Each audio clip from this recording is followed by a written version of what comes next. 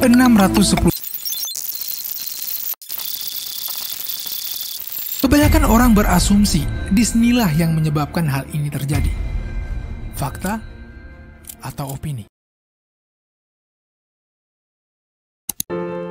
Saling tukar akun Instagram, terus saling DM di malam hari sambil menikmati sinetron dari jendela SMP. Apa itu semua? Kami generasi 90-an cuma tahu saling tukar binder Mickey Mouse. Tontonan pun, kami cuma mampu mencerna lucunya kartun Donald Bebek. Bukan Xiaomi, tapi Disney yang menjadi memori indah masa kecil kami. Tapi ini semua tidak mungkin terjadi tanpa adanya sosok Walt Disney. Pernah ditolak 300 perusahaan, pernah dicekik oleh hutang berjumlah miliaran, pernah dikhianati oleh studio besar adalah beberapa bentuk perlawanan Disney terhadap kemustahilan. Kemustahilan yang kemudian mengantarkannya ke pintu keajaiban. The Walt Disney Company akhirnya menjadi salah satu perusahaan terbesar di dunia. Jika ceritanya berhenti di sana, kisah Walt Disney mungkin menjadi kisah comeback paling epik sepanjang sejarah.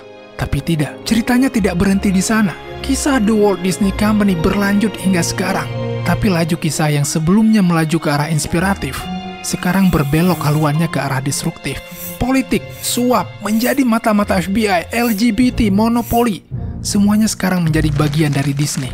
Brand yang sebelumnya dikenal sebagai family friendly berubah menjadi family enemy.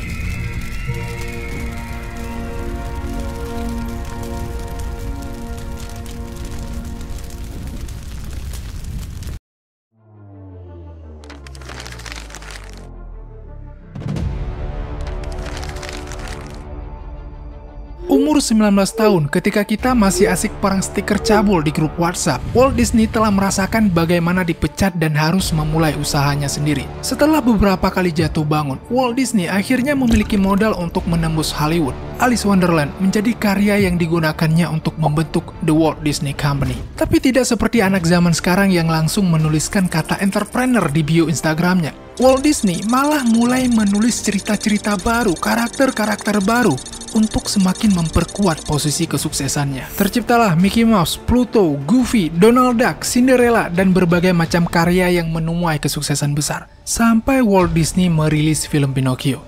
Di saat yang bersamaan pula, Hitler dan antek-anteknya juga ikut merilis Perang Dunia Kedua. Bencana finansial mengetuk pintu The Walt Disney Company. Hutang-hutang mulai merambat, melilit, dan mencekik Walt Disney. Tidak seperti teman kita yang membayar hutang dengan berhutang. Walt Disney punya cara yang lebih canggih untuk keluar dari situasi ini.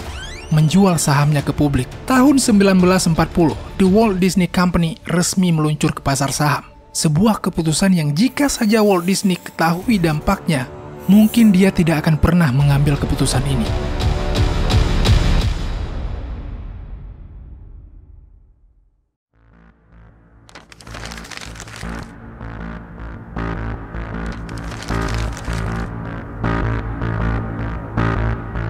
Keputusan untuk go public awalnya mungkin terasa sebagai keputusan yang tepat. Uang dari hasil IPO bisa digunakan untuk kembali menjalankan perusahaan, membayar hutang. Bahkan dari hasil IPO ini, The Walt Disney Company juga bisa membangun Disneyland pertama mereka. Tapi di satu sisi, semakin banyak dana asing yang masuk ke perusahaan Disney, semakin banyak pula campur tangan pihak asing ke dalam perusahaan ini. Sebagai investor, pemegang saham tentunya akan memprioritaskan keuntungan.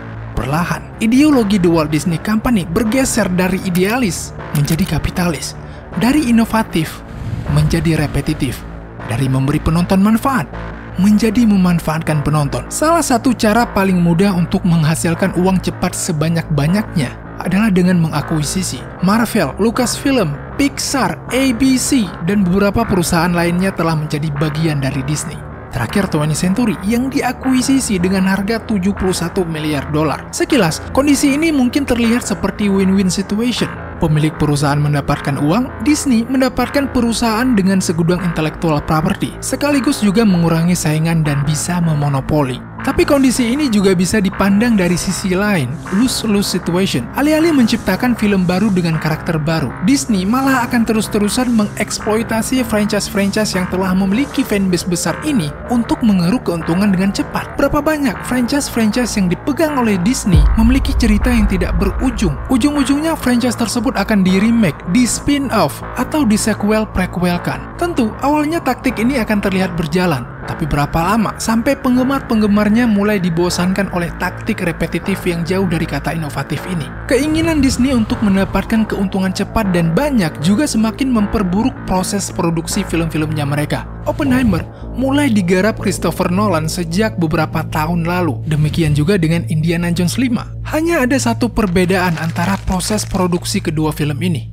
Oppenheimer hanya melakukan proses syuting selama 2 bulan, jauh dari Indiana Jones yang membutuhkan waktu 8 bulan. Film-filmnya Disney lebih banyak menghabiskan waktu untuk proses eksekusi yang mahal dan melibatkan banyak pihak, ketimbang proses berpikir, menulis, menganalisa, dan menarasi yang hanya perlu melibatkan beberapa orang saja. That's why, film-film Disney seringkali menghabiskan dana ratusan juta dolar dengan kualitas tidak menggelegar serta jumlah pendapatan yang sangat kurang ajar.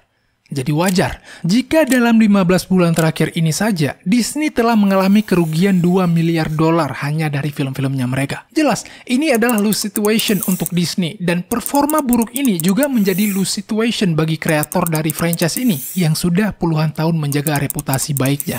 Reputasi baik hancur hanya karena 1-2 film baru yang digarap oleh Disney. Keadaan semakin diperparah ketika Disney meluncurkan Disney Plus. Salah satu kunci kesuksesan dari platform streaming adalah keberagaman konten. Netflix sebagai platform streaming terbesar memiliki lebih dari 17.000 konten di dalamnya. Ini jumlah konten yang Disney Plus punya. Untuk mempersempit gap tersebut, Disney harus mulai memproduksi konten yang lebih banyak. Obi-Wan Kenobi yang sebelumnya direncanakan menjadi film pun akhirnya dipaksa untuk berdurasi lebih panjang agar bisa dikonversi ke dalam format series. Marvel lebih parah. Endgame adalah film terakhir Marvel yang kualitasnya mendekati sempurna, dan Endgame rilis sebelum Disney Plus dirilis. Coba Anda sebutkan satu film Marvel dengan kualitas setara Endgame yang rilis setelah munculnya Disney Plus selain Guardian of the Galaxy Volume 3. Spider-Man No Way Home, come on, fan service. Disney Plus menjadi salah satu alasan logis penyebab terjadinya semua ini. Jika sebelumnya Marvel hanya perlu fokus untuk menggarap film-film yang akan tayang di bioskop, sekarang mereka juga harus sempat untuk memikirkan dan menggarap seri-series untuk turut meramaikan platform Disney Plus. Eternals juga menjadi salah satu film Marvel yang mengalami kegagalan di box office. Selain karena kualitasnya yang biasa saja, di film ini Marvel juga mulai memasukkan unsur LGBT ke dalam karyanya mereka. Selain di film Marvel, agenda-agenda woke culture ini juga bisa ditemukan di beberapa film-film Disney lainnya. Mungkin ada woke culture yang mengarah positif, seperti tidak mengasosiasikan karakter tertentu kepada ras tertentu. Tapi ketika woke culture mengarah kepada penyimpangan orientasi seksual, tentu saja hal ini menjadi sesuatu yang sangat mengkhawatirkan mengingat rating dari film-film Disney rata-rata PG-13. Disney seakan mencoba mencuci otak anak-anak untuk mulai menormalkan hal-hal tersebut. Saking tingginya dukungan Disney terhadap budaya ini, Disney bahkan ikut menjadi salah satu donatur untuk komunitas LGBT. Disney juga berani menantang Gubernur Florida karena melarang penggunaan kata gay pada sekolah-sekolah di kawasan tersebut, yang menyebabkan Disney kehilangan salah satu taman terbesarnya di Amerika karena diambil alih oleh pemerintah Florida.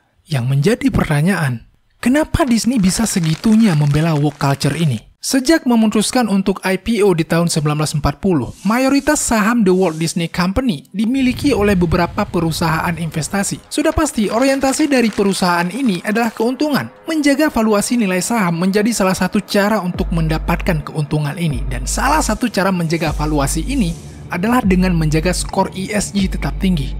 Yes, social dan governance menjadi 2 dari 3 aspek yang dinilai dalam skor tersebut. Tidak ada isu sosial yang lebih intens disuarakan saat ini selain hak-hak LGBT dan isu rasisme. Bahkan pemerintah Amerika menjadi salah satu pemerintah yang mempelopori pelegalan hak-hak LGBT ini sebagai upaya untuk menjaga skor ESG tetap tinggi. Perusahaan-perusahaan yang tersedia di pasar saham, termasuk Disney di dalamnya, harus mendukung hak-hak sosial tersebut, apalagi jika hak sosial tersebut telah dilegalkan oleh pemerintahan. Itulah kenapa semakin kesini semakin banyak karya-karya, bukan hanya film, yang menyisipkan agenda-agenda LGBT.